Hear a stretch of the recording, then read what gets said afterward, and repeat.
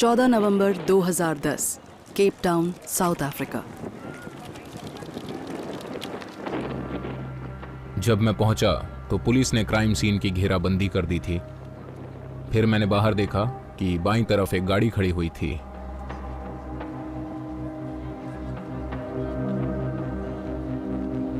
मैं उस गाड़ी के पास गया, अंदर देखा तो मुझे पीछे की सीट पर एक औरत लेटी हुई दिखी। मैं समझ गया कि उस औरत की जान जा चुकी थी और उसका मर्डर हुआ था। लेकिन यह मामला मुझे बहुत अजीब लग रहा था।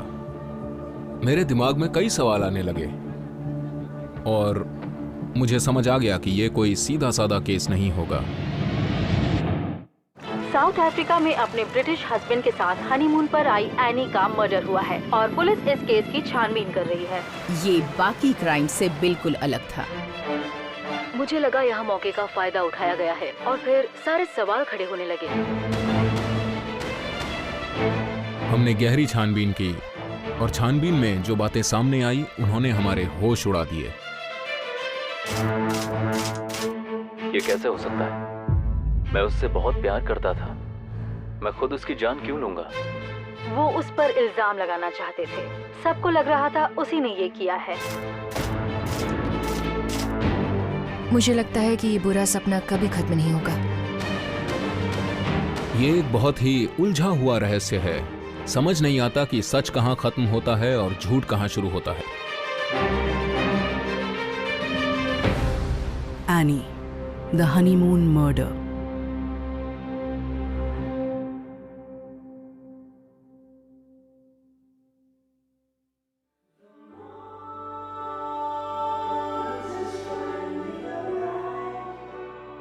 एनी और शेन की मुंबई में बहुत ही ब्यूटीफुल और लैविश वेडिंग हुई थी। एनी ने खुद ही सारी तैयारियां करवाई थीं। हम सबको लगा था कि वो दोनों साथ में बहुत खुश रहेंगे। लेकिन जब वो साउथ अफ्रीका में हनीमून पर गए तब एनी का मर्डर हो गया।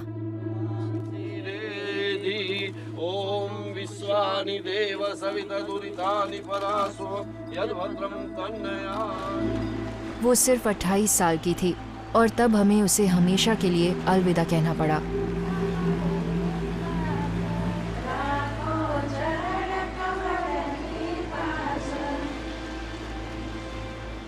उसे ये जगह बहुत पसंद थी। उसको यहीं शांति मिलेगी, इसलिए हम उसकी अस्थियां यहां बहा रहे हैं।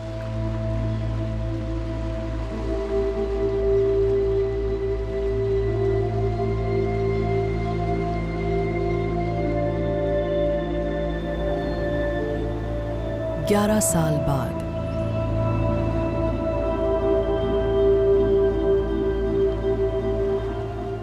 ये एनी का शहर था। वो यहीं पर खेलती थी, वो यहीं पर पली बड़ी थी। लेकिन अब उसका मर्डर हुए पूरे 11 साल हो गए हैं और हमें अभी भी नहीं पता कि उसके साथ हुआ क्या था। इसलिए तकलीफ होती है, बहुत ज्यादा दुख होता है।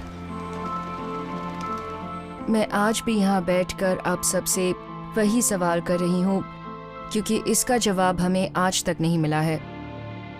इसीलिए अब हमें इस केस से जुड़े लोगों से और इन्फॉर्मेशन चाहिए, उस डिटेक्टिव से, वकीलों से, उन लोगों से भी जो इस जुर्म में शामिल थे, ताकि हम ये समझ पाएं कि आखिर उस रात को हुआ क्या था। हम जानना चाहते हैं कि उसके साथ क्या हुआ था। आखिर एनी का ही मर्डर क्यों किया गया।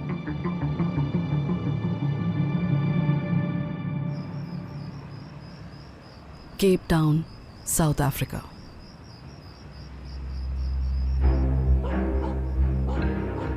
खायलीचा टाउनशिप, 13 नवंबर 2010। खायलीचा कोई पॉश इलाका नहीं है और वेस्टर्न केप की ज्यादातर टाउनशिप्स की तरह वहां पर भी क्राइम बहुत ज्यादा है। तुम 13 नवंबर 2010 की रात को क्या कर रहे थे? मैं अपने दोस्तों को छोड़ने के लिए गया था और उसके बाद मैं घर जा रहा था।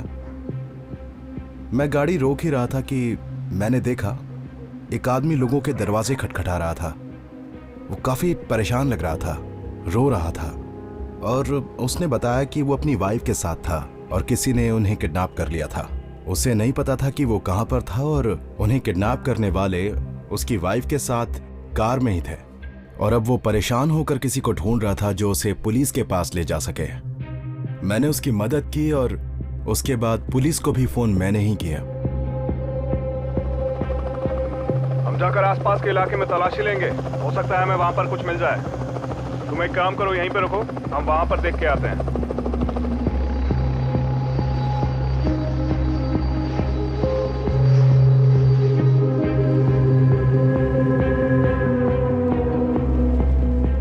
Cap Grace Hotel. मुझे याद है उस रात वहां काफी लोग आ जा रहे थे। मैं फ्रंट डेस्क पर अपना काम कर रहा था और तभी मेरी नजर पड़ी मिस्टर देवानी और पुलिस पर, जो वहां आए थे। रात 12:48 पर श्रेयन देवानी अपने होटल में वापस लौटते हैं।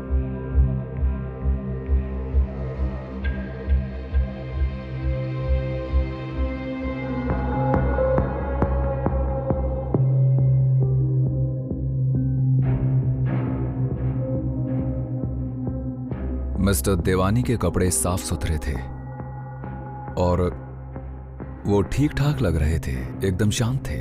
और फिर उन्होंने मुझे बताया कि बाहर क्या हुआ। उन्होंने मुझे बताया कि वो और उनकी वाइफ साथ में घूमने गए थे और उनकी कार को हाईजैक कर लिया गया और उन्हें कार से बाहर फेंक दिया गया। उनकी बीवी अभी भी कार में ही थी और उन्हें मदद चाहिए थी। मैं उनकी जितनी मदद कर सकता था मैंने की। मैंने मिस्टर देवानी को कॉल करने के लिए फोन दिया और मैंने पुलिस के लिए हमारा एक छोटा मीटिंग रूम तैयार करवा दिया। मेरा नाम है माइक बारकेजन। 2010 में जब एनी देवानी किडनैप हुई तब मैं साउथ अफ्रीकन पुलिस में एक लेफ्टिनेंट कर्नल था। उस केस के डिटेक्टिव ने मुझे रात में फ़ोन किया और बताया कि एक ब्रिटिश टूरिस्ट किडनैप हो गई है। वो दोनों यहाँ अपने हनीमून पर आए थे। मुझे बताया गया कि वो दोनों शहर में घूमने और अलग अलग जगहें देखने के लिए गए थे और एक टैक्सी ड्राइवर उन्हें घुमा रहा था और वो उन्हें लेकर एक टाउनशिप में गया जहां पर 2 आदमियों ने उनकी गाड़ी हाईजैक कर ली। वो खबर मिलते ही हमारे डिपार्टमेंट के सभी लोग फौरन एनी को ढूंढने में लग गए। स्पेशल यूनिट्स को उस इलाके में गश्त लगाने भेजा गया। उस टैक्सी ड्राइवर और एनी के पति श्रेयन देवानी को गुंडों ने गाड़ी से बाहर फेंक दिया था और हमें लग रहा था कि वो लोग एनी के साथ भी वैसा ही करेंगे।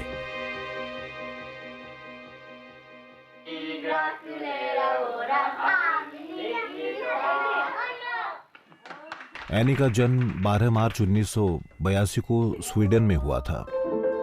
वो हमारी परी थी।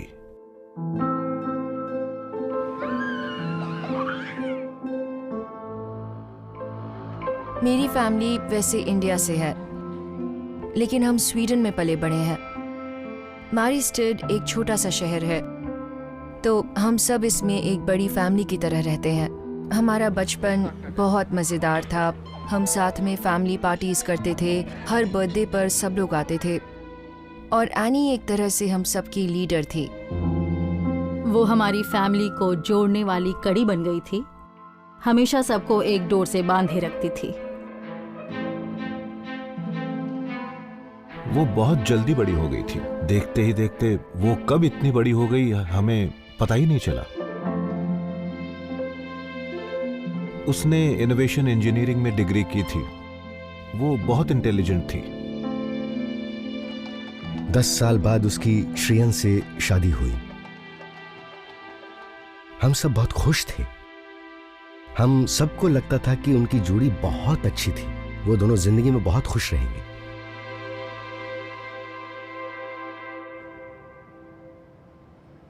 मेरियस्टाड, स्वीडन, एनी का शहर। रात को 1 बजे हमारे पास पुलिस का फोन आया। उन्होंने बताया कि एनी और श्रेयन को किडनैप कर लिया गया है और उन्होंने श्रेयन को छोड़ दिया और एनी को ले गए। एनी उनके पास ही थी। ये सुनते ही मैंने सीधे सबसे पहले अशोक को फोन किया। उसने कहा एनी साउथ अफ्रीका में किडनैप हो गई है। और मैंने कहा क्या? मैं सोने चली गई थी, फिर डैड रूम में आए और उन्होंने मुझे जगाया। उन्होंने कहा जल्दी चलो, हमें अभी जाना होगा, एनी किडनैप हो गई है। और फिर आई वाज लाइक क्या? वो तो साउथ अफ्रीका में है, आप ये क्या बोल रहे हैं? उन्होंने कहा चलो। मैंने कपड़े तक नहीं बदले, नाइट ड्रेस में ही जाकर कार में बैठ गई। हमें कुछ समझ नहीं आ रहा था, यकीन नहीं हो रहा था कि ये सच है। क्या ये सब सच में हो रहा है? हाँ, मन कर रहा था कि खुद को हिलाकर देखें कि कहीं ये सपना तो नहीं। मुझे बहुत ज्यादा फिक्र हो रही थी। वो बहुत प्यारी लड़की थी, हमें डर लग रहा था। वो कैसी होगी, कहाँ होगी, उसे कुछ हुआ तो नहीं। मेरे दिमाग में बस यही सवाल बार बार घूम रहे थे।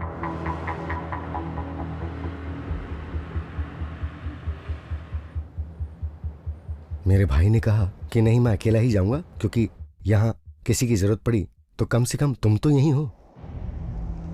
आमतौर पर एयरपोर्ट पहुंचने में 2.5 घंटे लगते हैं, लेकिन उस रात उनकी फ्लाइट 2 घंटे बाद ही निकलने वाली थी। मैंने उन्हें कभी उतनी तेज गाड़ी चलाते नहीं देखा। उस दिन रोड पर बहुत फिसलन थी। 2 बार हम रोड से नीचे जाते जाते बचे।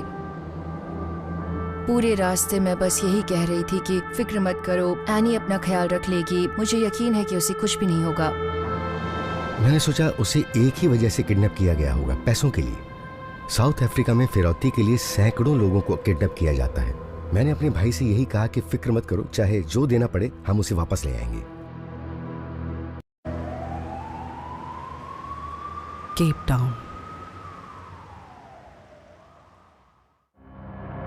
रात 1:17 पर एनी और श्रेयन के टैक्सी ड्राइवर को केप ग्रेस होटल लाया जाता है।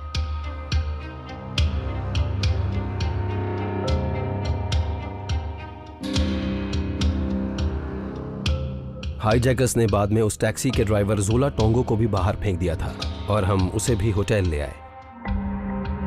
वो टैक्सी ड्राइवर हमारे लाउंज एरिया में बैठा हुआ था। वो बहुत ही शांत था। मैं उसके पास गया और उससे पूछा कि वो कैसा है। मैंने उससे कहा कि तुम भी बहुत ही सदमे में होगे, आखिर तुम उस कार के ड्राइवर थे, तुम्हें भी उन गुंडों ने धमकाया होगा। लेकिन उस वक्त मुझे ये जानकर बहुत ही अजीब लग रहा था कि वो सब किस जगह हुआ था। वो दोनों हनीमून पर आए थे, तो वो उस टाउनशिप में क्या करने गए थे, जो कि एक खतरनाक इलाका था। मुझे ये बात बहुत ही अजीब लगी। हमने पहले गवाह एनी के पति श्रेयन देवानी का बयान लिया। हमने उससे बारीकी से पूछताछ की ताकि हमें पता चले कि आखिर उनके साथ हुआ क्या था।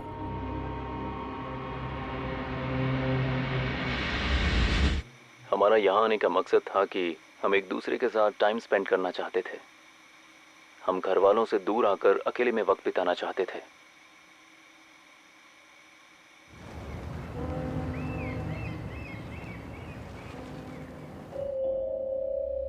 उस दिन हम पूरे दिन हमारे होटल केप ग्रेस में ही थे, कहीं नहीं गए थे, बस शाम को वॉक के लिए गए थे।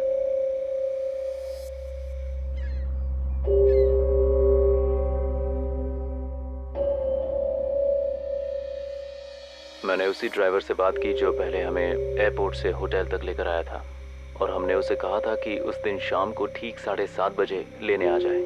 हमें केप टाउन घूमना है और अच्छी जगहें देखने जाना है। एनी और मैं लगभग 6:30 बजे बार में पहुंचे। हम बस ड्रिंक कर रहे थे और साथ में फोटोज खिंचवा रहे थे। हमने वहां पर बहुत सारी फोटोज ली। एनी को फोटोज खींचना अच्छा लगता था।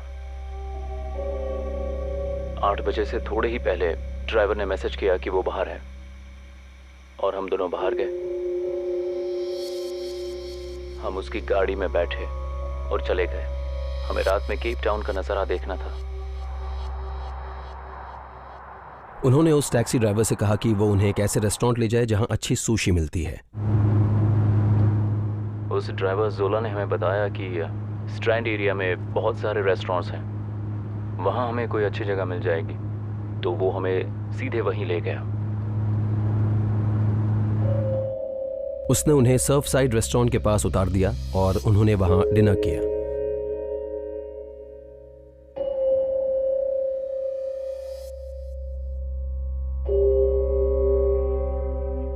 बहुत शांति थी। वहाँ सीनियर सिटीजन ज़्यादा थे तो हमें अजीब लग रहा था, इसलिए हमने अपना खाना जल्दी ख़त्म किया और वापस चले गए।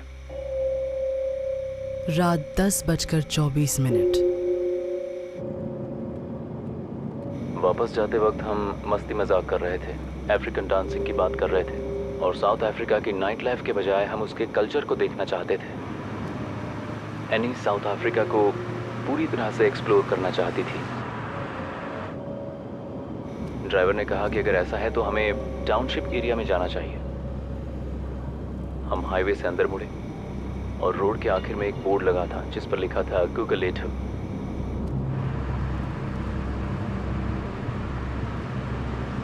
हम पीछे बहुत आराम से बैठे हुए थे। एनी ने मेरा हाथ पकड़ा हुआ था। हमने जितनी भी फोटोज खींची हुई थी वही हम देख रहे थे।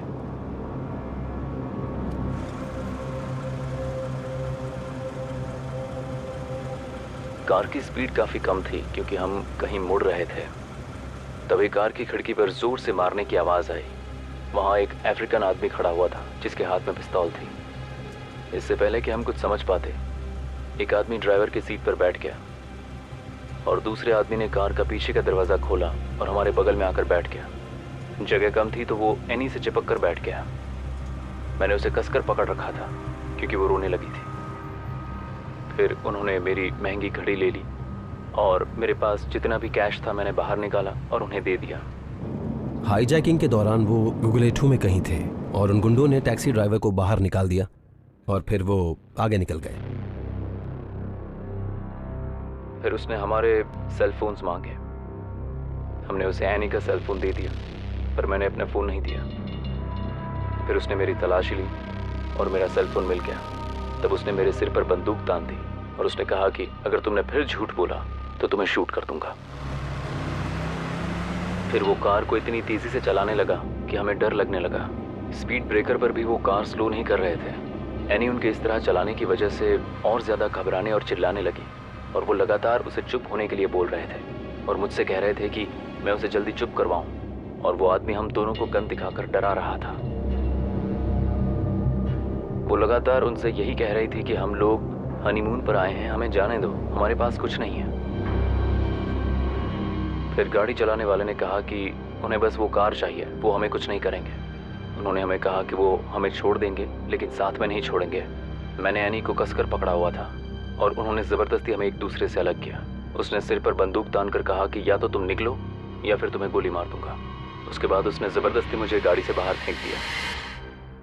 उसके शुरुआती बयान में मुझे उसकी बातें नॉर्मल लगी और उसने उस वारदात के बारे में मुझे जो बताया वो सब सच ही लग रहा था। और जब हमने टैक्सी ड्राइवर का बयान लिया तो उसने भी हमें बिल्कुल वही सब बातें बताई। यहाँ अक्सर हाईजैकिंग होती है, ऐसा नहीं है कि यहाँ ये कभी नहीं होता। ऐसी वारदातें होना यहाँ एक आम बात है और ऐसी घटनाएं पूरे केप टाउन में जगह जगह होती हैं। आमतौर पर ऐसे गुंडे लोगों की कीमती चीजें छीन लेते हैं। फिर वो गुंडे गाड़ी लेकर जाते हैं और उसमें सवार लोगों को किसी सुनसान जगह पर उतार देते हैं ताकि उन्हें गाड़ी लेकर बचकर भागने का पूरा टाइम मिल जाए। तो उस वक्त हम उम्मीद कर रहे थे कि वो सिर्फ एक हाईजैकिंग का मामला हो और कुछ नहीं। 6 बजे एनी के पिता विनोद एम्स्टर्डम के लिए निकलते हैं जहां से उनकी साउथ अफ्रीका के लिए कनेक्टिंग फ्लाइट है। मुझे तो ये भी याद नहीं है कि उस प्लेन में कितने लोग बैठे थे, मतलब वो कितना भरा हुआ था। मैं अपने ही ख्यालों में खोया हुआ था कि एनी कैसी होगी, उसके साथ क्या हुआ होगा। मैं बस एक ही बात सोच रहा था कि मैं वहां जाकर कैसे जल्दी से जल्दी अपनी बच्ची को बचाऊंगा।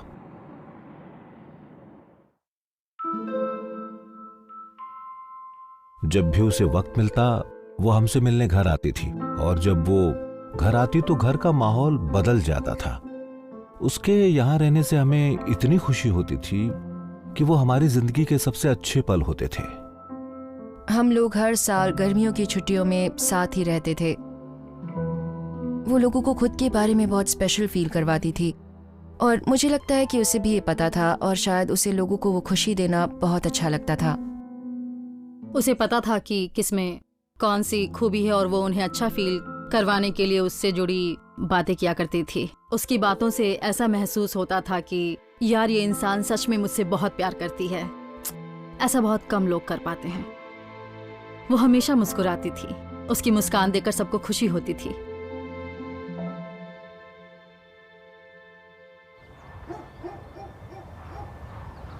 खायलेचा सुबह 7:59। आज तारीख है 14 नवंबर 2010। हम केप टाउन के क्राइम सीन इन्वेस्टिगेशन डिपार्टमेंट से हैं। चोर गाड़ी छोड़ गए हैं और लाश इसके अंदर ही है।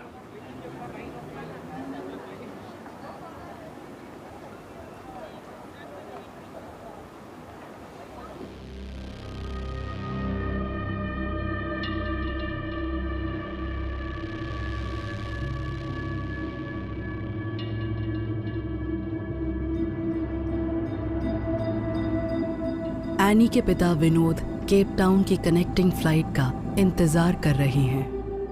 एम्स्टर्डम में मुझे खबर मिली कि उसे किसी ने गोली मारी है।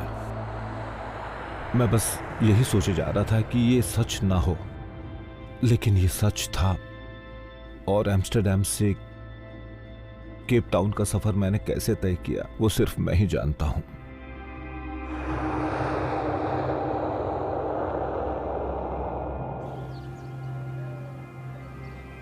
Marius dad.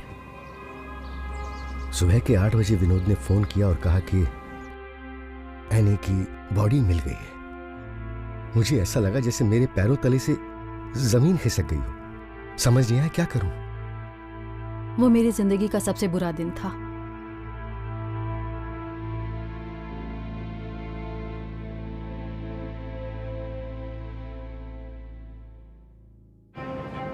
साउथ अफ्रीका में अपने ब्रिटिश पति के साथ हनीमून पर आई एक औरत का मर्डर हुआ है और पुलिस ने खूनी की तलाश शुरू कर दी है। मर्डर के बाद कातिल गाड़ी को वहीं छोड़कर चला गया। स्वीडन की रहने वाली औरत की लाश उस चोरी की टैक्सी में केप टाउन के एक बाहरी इलाके की बस्ती में मिली है। एनी और श्रियन की टैक्सी हाईजैक हुई और उनकी शादी का सफर वहीं खत्म हो गया। एनी देवानी की टैक्सी यहाँ मिली थी, जोला टोंगो की टैक्सी में, जिसे वो गुंडे यहीं पर छोड़कर भाग गए थे। लोगों में गुस्सा था और मायूसी थी। किसी को यकीन नहीं हो रहा था कि ऐसा कुछ हो सकता है। हमने पहली बार ही ऐसा कुछ होते हुए देखा है। गुगलेथो के लोग इस बात से बहुत निराश हो गए हैं। और सबसे बुरी बात है कि वो यहाँ घूमने आए थे। उनके साथ जो कुछ भी हुआ वो बहुत ही गलत हुआ। अगर वो पकड़े गए तो उन्हें सच में फांसी ही लगा देनी चाहिए, क्योंकि वो लोग ऐसे समाज में रहने के लायक ही नहीं हैं, बिल्कुल भी नहीं।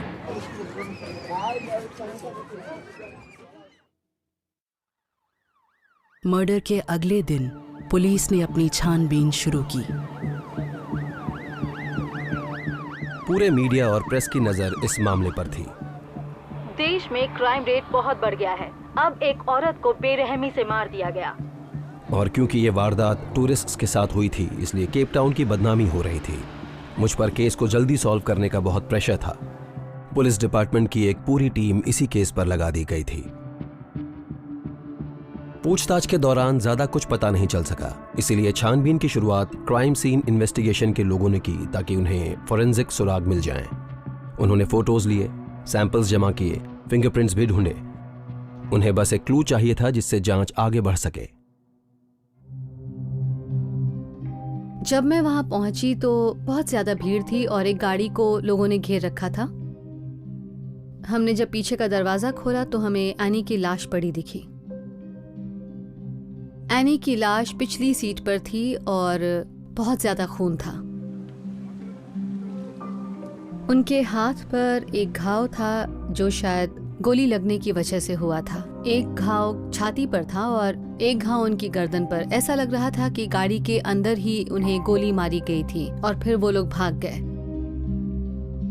शुरुआती जांच करने के बाद हमने एनी की लाश को बहुत संभाल कर उस गाड़ी से निकाला और फिर हम उनकी लाश मॉर्चरी लेकर गए, जहां पर मैंने तुरंत उनका पोस्टमार्टम किया।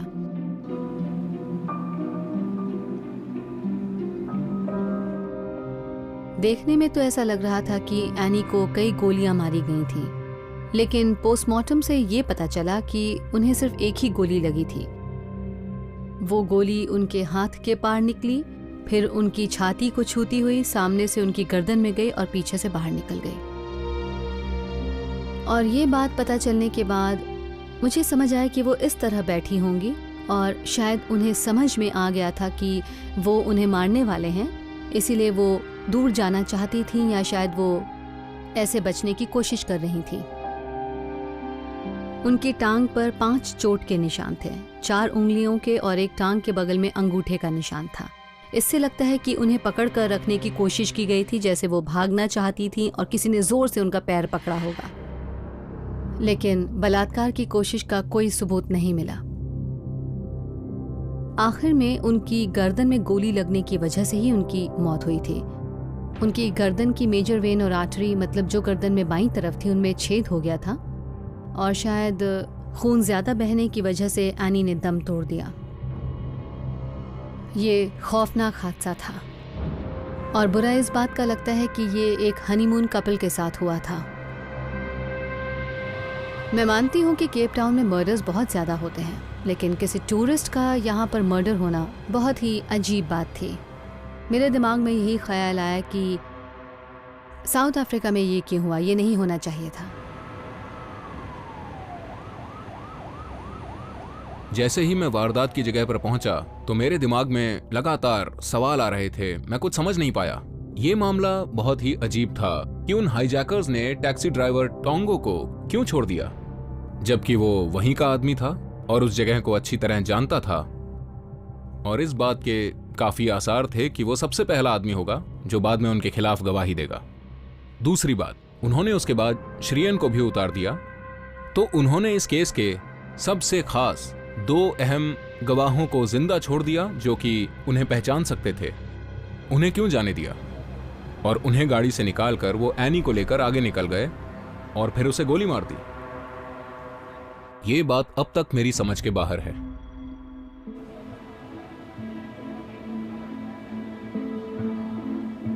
मुझे याद है कि मैं वहां पहुंची तो वहां का माहौल बहुत अजीब सा लग रहा था, जिसे मैं भूल नहीं पाऊंगी।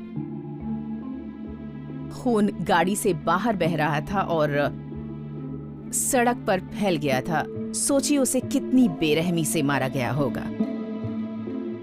श्रियन ने कहा उसे बाहर धकेला गया था और वो चिल्ला रहा था और उसकी बीवी को छोड़ने की भीख मांग रहा था। मैं उस वक्त एक कोर्ट क्राइम और कॉन्फ्लिक्ट रिपोर्टर थी और अपने काम में माहिर थी, तो मैंने वहां रहने वाले लोगों से बात की और सब लोग एक ही बात कह रहे थे कि उस मामले में कुछ गड़बड़ थी। वहां पर इस तरह से क्राइम्स नहीं किए जाते हैं। चोर लाश को कार में इस तरह छोड़कर कभी नहीं जाते। वो कार को जरूर ठिकाने लगा देते, उससे सारे पार्ट्स निकालते और उन्हें बेच डालते। इस केस की हर बात अजीब थी। ये केस बहुत टेढ़ा था। रात 11 बजे एनी के पिता विनोद केप टाउन पहुंचते हैं।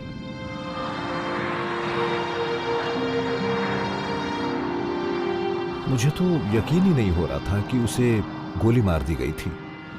मैं सोच रहा था कि काश वो और पैसे ले लेते पर उसे छोड़ देते। मिस्टर हिंडोचा को समझ में नहीं आ रहा था कि उनकी बेटी की जान क्यों ली गई। वो फिरौती देने की तैयारी करके आए थे, तो अगर उसे किडनैप किया गया था तो लोगों ने इसके बदले फिरौती क्यों नहीं मांगी जो वो देने को तैयार थे। ये उनके लिए सबसे बड़ा सवाल था। जब हम केप ग्रेस में पहुंचे तो सब लोग नीचे लॉबी में आकर बैठे हुए थे। मैं वहां श्रियन से मिला। मैं बस रो रहा था और वो मुझे तसल्ली दे रहा था, क्योंकि मैंने अपनी बेटी को और उसने अपनी बीवी को खोया था। मैं लगातार रोए जा रहा था और करता भी क्या।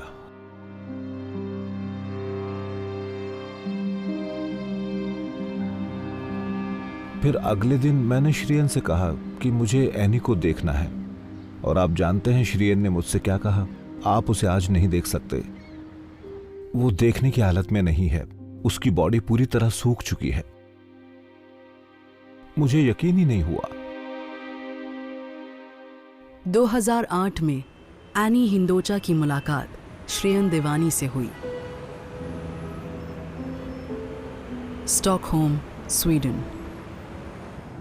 मैं स्टॉकहोम में एरिक्सन में एनी के साथ काम करती थी। मैं मिडिल ईस्ट मार्केट का काम संभाल रही थी और वो शायद यूरोप मार्केट का। लेकिन हम अक्सर कॉफी ब्रेक्स पर मिलते थे और बहुत सारी बातें करते थे। उसके पास हमेशा मुझे बताने के लिए कोई ना कोई बात जरूर हुआ करती थी और वो अक्सर छोटी छोटी बातों को लेकर एक्साइटेड रहती थी। हाँ, एक दिन उसने एक लड़के के बारे में बताया था जिससे वो लंदन में मिली थी। बहुत ही मजेदार किस्सा था। मैं उसके लिए खुश थी क्योंकि वो बहुत ही अच्छी और सुलझी हुई लड़की थी।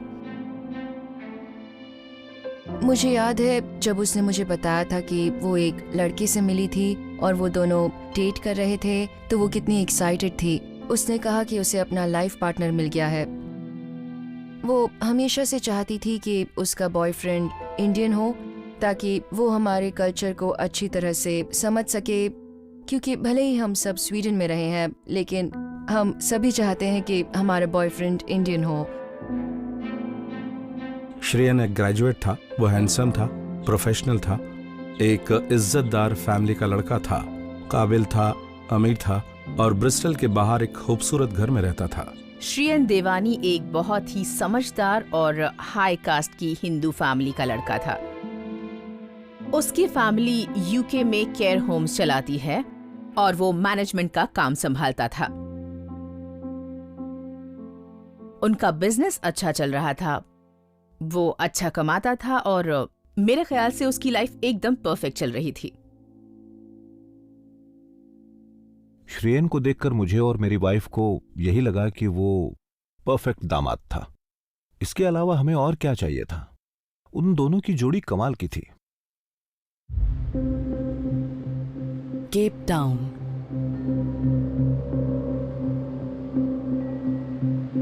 पुलिस अपनी इन्वेस्टिगेशन के बारे में ज्यादा कुछ भी नहीं बता रही है। उन्होंने ये भी नहीं बताया कि वो कार और ड्राइवर किसी रजिस्टर्ड टैक्सी सर्विस से जुड़े थे या नहीं, और ना ही पोस्टमार्टम की रिपोर्ट दिखाई। एक फैमिली सी फूड रेस्टोरेंट जो कि बहुत पॉश नहीं था, वो एक गंदे से स्ट्रैंड शॉपिंग सेंटर में था। भला कोई हनीमून कपल ऐसी जगह पर क्यों जाएगा? ये मुझे और कुछ दूसरे जर्नलिस्ट्स को भी अजीब लगा कि एक अमीर कपल तो आराम से किसी अच्छे और आलीशान रेस्टोरेंट में डिनर कर सकते थे और वो अपने हनीमून पर आए थे, तो फिर वो स्ट्रैंड के मामूली से रेस्टोरेंट में क्यों गए? और फिर केप ग्रेस होटल से स्ट्रैंड बहुत ज्यादा दूर भी है, घूमने के लिए कोई उस रास्ते पर क्यों जाएगा? और उन्होंने वहां ज्यादा वक्त भी नहीं बिताया, वो मुश्किल से 40 मिनट वहां रुके और फिर वापस चले गए। वो वापस आकर टैक्सी ड्राइवर टोंगो की गाड़ी में बैठ गए और फिर उसने उन दोनों से कहा, ठीक है, मैं आपको यहाँ की नाइट लाइफ दिखाता हूँ। फिर वो वहां से गुगलेट हो गए और वहीं कार को हाईजैक किया गया। यहाँ तक कि टूर गाइड भी टूरिस्ट्स को टाउनशिप्स में नहीं ले जाते, और आधी रात के वक्त अंधेरे में तो बिल्कुल भी नहीं, क्योंकि वो साउथ अफ्रीका के सबसे खतरनाक इलाकों में से एक है। वहां मर्डर और रेप की जितनी वारदातें होती हैं उतनी शायद ही कहीं होती होंगी। ये बात मेरी समझ में नहीं आई।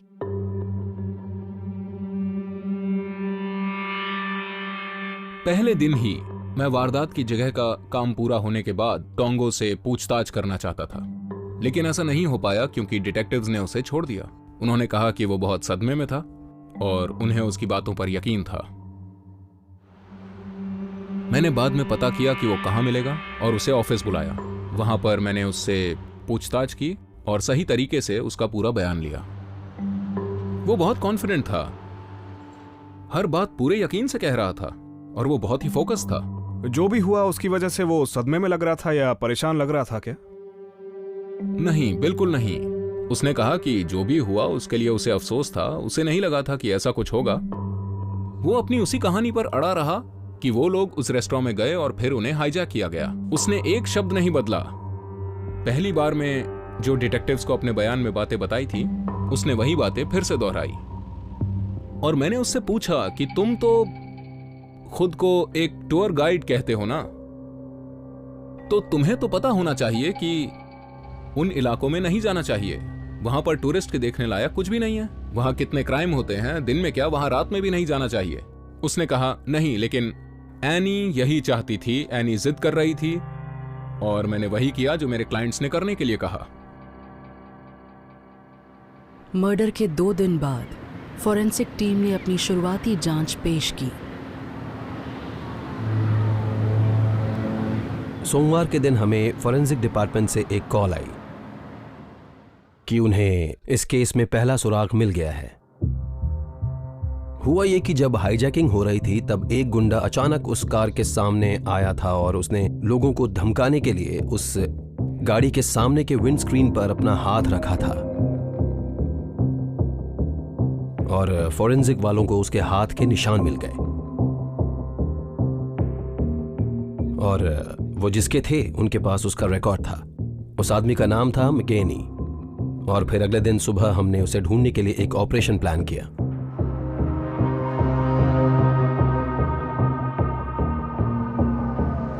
हम उस दिन सुबह के लगभग 2 या 3 बजे निकल पड़े। ये हमेशा से हमारा रूल है कि जब भी हम टाउनशिप्स में देर रात को किसी काम से जाते हैं, खासकर आधी रात के बाद, तो हम कम से कम 5 लोग मिलकर जाते हैं क्योंकि वो एक खतरनाक जगह है। अक्सर ऐसा होता है कि कोई पुलिस की गाड़ी वहां जाती है और वहां के क्रिमिनल अचानक उस पर गोली चला देते हैं। वो एक घर के पीछे एक झोपड़े में अपने कुछ दोस्तों के साथ रह रहा था।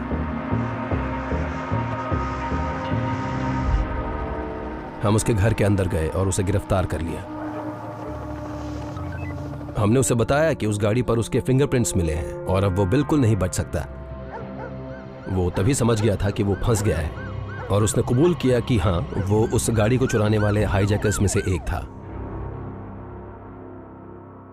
अरेस्ट की अगली सुबह पुलिस ने एक प्रेस कॉन्फ्रेंस बुलाई। आप सभी को मैं बताना चाहता हूं कि वेस्टर्न केप की साउथ अफ्रीकन पुलिस ने गहरी छानबीन करके एक आदमी को, जो कि उस ब्रिटिश लेडी के कत्ल के मामले में संदिग्ध है, उसे गिरफ्तार किया है। उस गिरफ्तारी के बारे में जानकर सबको हैरानी हुई क्योंकि हमें नहीं पता था कि उन्हें उस मामले में कत्ल करने वालों के बारे में कोई सुराग भी मिला था। तो हम सब लोग बहुत हैरान थे कि ये सब ऐसे अचानक ही हो गया। देखिए सर, मुझे ज्यादा तो नहीं पता, लेकिन जगह यही थी। उसके हस्बैंड को हमने यहीं पे उतारा और हम आगे निकल गए।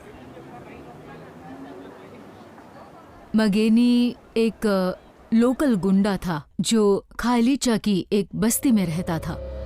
मैं खुद ऐसी ही जगह पर रहती थी और अच्छी तरह से जानती हूँ वहाँ क्या क्या होता है। लेकिन जब मैंने उसके बारे में छानबीन की तो इस बंदे की जो इमेज थी वो मेल नहीं खाती थी उन क्राइम्स से जिस तरह के क्राइम्स ये बंदा इससे पहले किया करता था, क्योंकि पहले ये छोटी मोटी चोरियां किया करता था। मैं टाउनशिप्स में ही पली बड़ी हूँ और मैंने बहुत सी मुश्किलें भी देखी हैं। वहाँ गरीबी है, लोगों के पास काम नहीं है, लोगों की आम जरूरतें जैसे कि पीने का साफ पानी, आसपास की साफ सफाई, ये सब सिर्फ पॉश एरियाज तक ही सीमित हैं। टाउनशिप्स में आपको ये सारी सुविधाएं नहीं मिलेंगी। लोगों को जीने के लिए पैसा चाहिए, तो ऐसे नौजवान लड़के जिनके पास कोई काम नहीं है तो उन्हें पैसे कमाने का कोई और जरिया नहीं दिखता। लेकिन एक सवाल अभी भी मेरे दिमाग में घूम रहा है कि सिर्फ एनी का ही मर्डर क्यों हुआ। जोलीले मैगेनी ने पुलिस को अपना बयान दिया। मंगलवार 16 नवंबर 2010। सरनेम बताओ। मगेनी। और नाम? जोलीले। बताओ उस रात क्या हुआ था। देखिए सर, गाड़ी के ना पीछे एक वाइट मैन और लेडी थे और उन्होंने कहा प्लीज हमें मत मारो। फिर मैं बोला नहीं, मैं तुम्हें मारूंगा नहीं। उसके बाद मावेवे ने गाड़ी रोककर उस गोरे को धमकाकर बोला चल उतर उतर नीचे। वो अपने साथी के बारे में भी बताने को राजी हो गया जिसका नाम था मावेवे, और उसने हमें बताया कि गाड़ी को हाईजैक करने के बाद क्या हुआ था। वो गोरे आदमी को गाड़ी से निकालने के बाद हम लोग उधर से निकल लिए। उसकी बीवी रोने लग गई फिर मावेवे ने गाड़ी रोकी और उसने अपनी बंदूक निकाली और मुझे लगा कि हम लोग वहां से निकल रहे हैं, भाग जाएंगे वहां से। लेकिन वो गाड़ी से उतरा और ऐसा सामने से मेरी तरफ आने लग गया। उसके बाद उसने उस औरत से उसका पर्स छीन लिया। वो औरत पर्स को जोर से ऐसे पकड़ी हुई थी, डर के मारे रो रही थी। उसके बाद धड़ाम से गोली चली।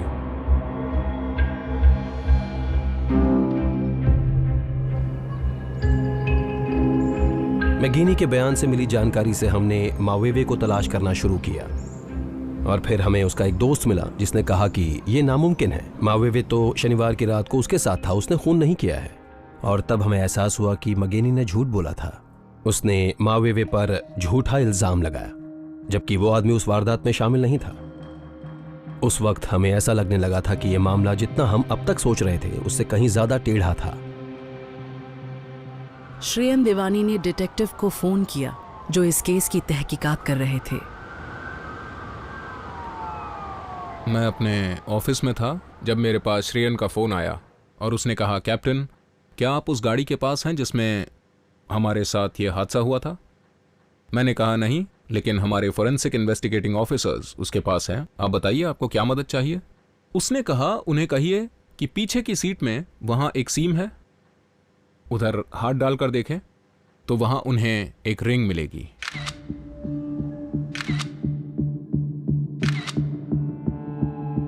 मैंने इन्वेस्टिगेटिंग ऑफिसर्स को फ़ोन किया और जहां श्रेयन ने बताया था उन्हें वहीं पर देखने को कहा और उन्होंने बताया कि उन्हें रिंग मिल गई।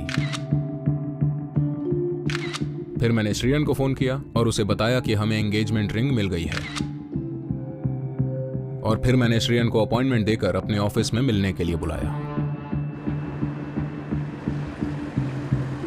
मिलने पर मैंने उसे बताया कि मुझे एक बात बहुत अजीब लगी। उसने कहा, कौन सी बात कैप्टन?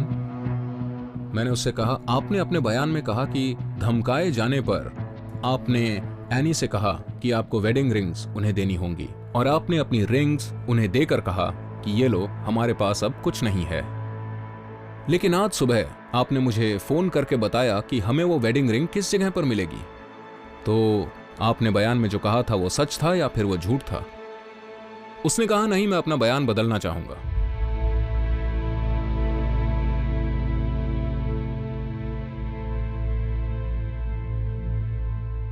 वो बहुत ज्यादा बेचैन हो रहा था। वो शांति से बैठा हुआ था, लेकिन वो कुर्सी से उठकर खड़ा हो गया और आगे पीछे घूमने लगा। और फिर उसने कहा, मुझे होटल वापस जाना है, मुझे जाने दीजिए।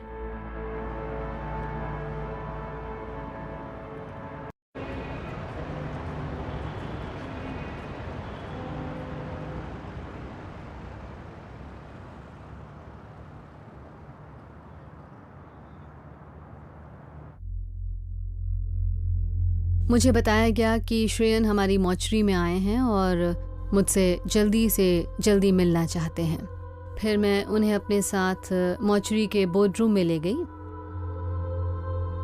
मुझे एक एक शब्द तो याद नहीं है कि उस बातचीत के दौरान उन्होंने मुझसे क्या क्या कहा और क्या क्या पूछा, पर उनका जो फोकस था वो उनकी वाइफ या इंसिडेंट पर नहीं था। वो अपने साथ एक डायरी लाए थे जिसमें उन फॉर्मेलिटीज़ की लिस्ट थी जो उन्हें पूरी करवानी थी ताकि वो उनकी बॉडी को जल्द से जल्द वापस यूके ले जा सकें और लास्ट राइट्स पूरे कर सकें। जब श्रेयन वापस यूके जाना चाह रहे थे तब आपको इस बात में कुछ अजीब लग रहा था क्या? उसे अपनी वाइफ का क्रिमेशन करना था और अपनी फैमिली के पास लौटना था और मैं ये समझ सकता था कि वो कितना परेशान था और इसीलिए वापस जाना चाहता था। और हमारे पास इस बात का कोई सबूत नहीं था कि इस कत्ल में उसका हाथ था।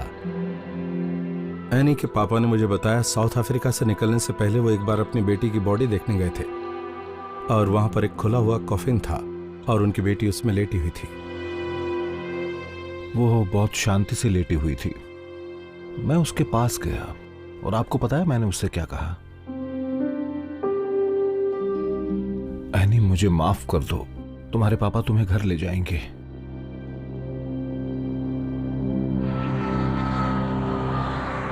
मर्डर के 3 दिन बाद श्रेयन और विनोद एनी की बॉडी को लेकर यूके लौट गए।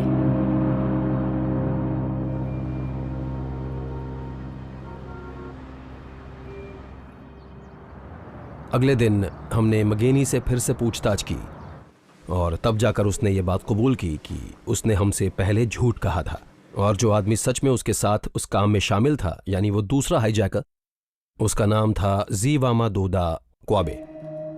और ये बात पता चलते ही हमने तुरंत क्वाबे की तलाश शुरू कर दी।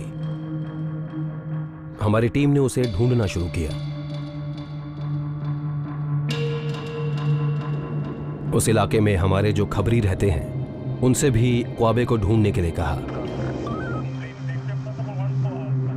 हमें काफी वक्त लगा और कई लोगों से पूछताछ की, पर किस्मत अच्छी थी कि वो हमें मिल गया।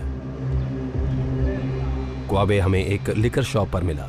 खाइलीचा में ऐसी कई बिना लाइसेंस की शॉप्स हैं और हमने उसे वहीं से गिरफ्तार कर लिया।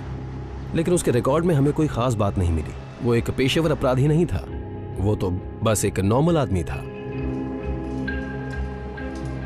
उसे हम अपने ऑफिस लेकर आए और पूछताछ की। हाँ, मैं बयान देना चाहता हूँ। तुमने सोच लिया है? हाँ। ओके। ये कब हुआ? थर्सडे को। मुझे याद नहीं कि तारीख क्या थी, लेकिन ये शायद 12 नवंबर की बात है। मेरे पास मॉन्डे का फोन आया था। मॉन्डे? हाँ, और उसने मुझे अपने पास एक काम करने के लिए बुलाया था। क्वाबे ने कहा कि मॉन्डे मुबोलोम्बो नाम का एक आदमी था जिसने कि पूरा प्लान बनाया था। हमें पता चला कि वो केप टाउन के बाहर कोलोसियम होटल में रिसेप्शन पर काम करता था। उसका भी क्रिमिनल रिकॉर्ड नहीं था, वो भी एक नॉर्मल आदमी था। लेकिन पूछताछ के लिए मुबोलोम्बो को गिरफ्तार कर लिया गया।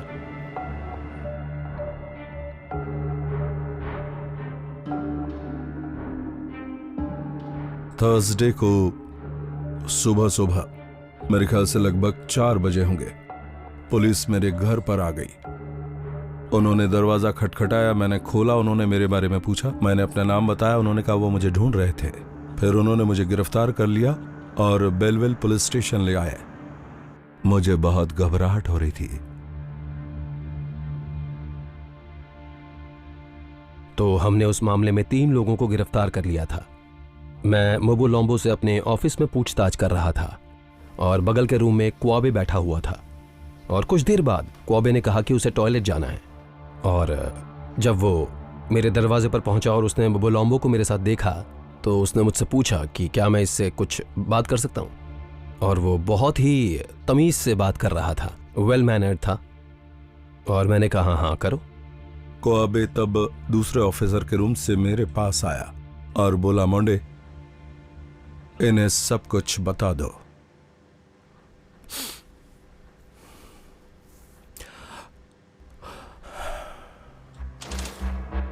उस फ्राइडे को मैं अपने होटल में फ्रंट डेस्क पर काम कर रहा था।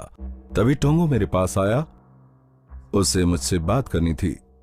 उसने कहा, तुम किसी हिटमैन को जानते हो?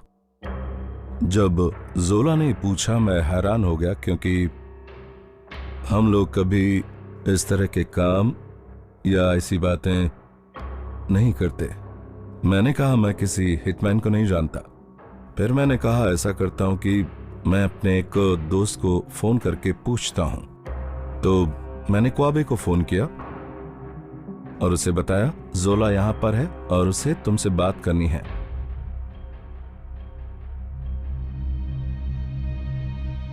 जोला ने मुझे फ्राइडे को फोन किया था, शायद दिन के 12 बजे होंगे, और उसने बताया कि उसे एक कपल मिला है और वो उन्हें टाउनशिप में लेकर आएगा और उनमें से जो हस्बैंड है वो अपनी वाइफ को मरवाना चाहता है।